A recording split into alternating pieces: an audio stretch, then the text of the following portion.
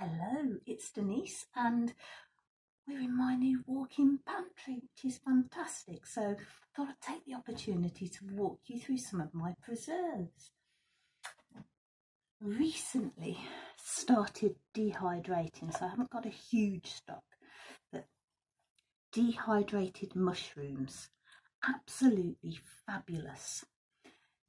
You can use them whole. Now the texture's a little bit on the rubbery side compared to a fresh mushroom.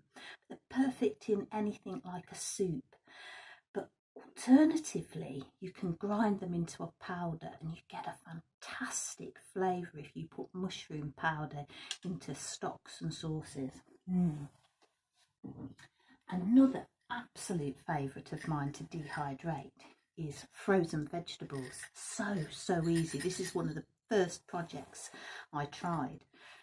So simple, because you get your dehydrator tray, you put your frozen vegetables out and in they go. And these again, absolutely perfect for a quick soup. Oh, another thing I wouldn't be without, dehydrated garlic. Mince it up into the dehydrator and you've got either little bits that, if I'm cooking something and it says, say, 2 cloves of garlic, I'll put 2 small teaspoons of this in as an alternative.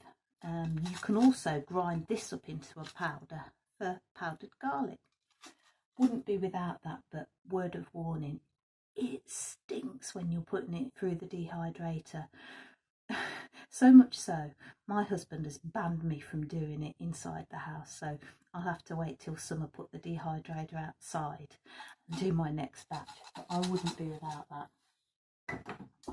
Another useful thing, dehydrated orange slices. Aren't they lovely? Oh, smell gorgeous. How do I use them? I pop these into hot water if I'm making kind of a tea type thing, an infusion. Maybe put a bit of ginger in with it. Well, here I've got some dried cayenne. These haven't been through the dehydrator. I literally just leave them in a tub, make sure they get plenty of air, and they dry lovely. So that's a cayenne, and that's actually a sweet pepper. It's Turkish delight pepper, lovely.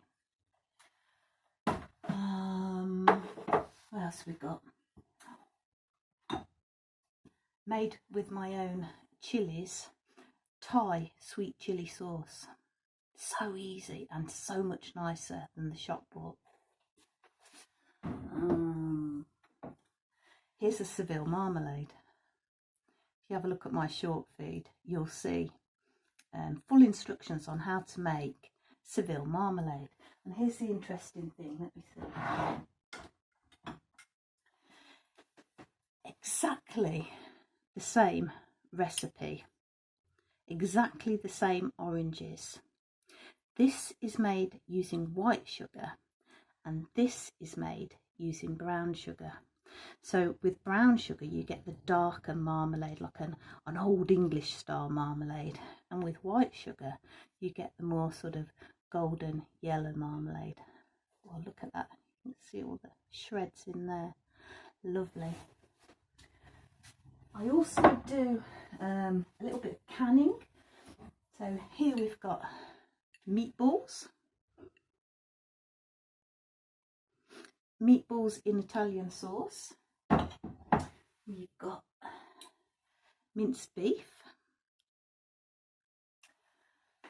and meat stocks. We've got pork cheeks made into Spanish pork with sherry,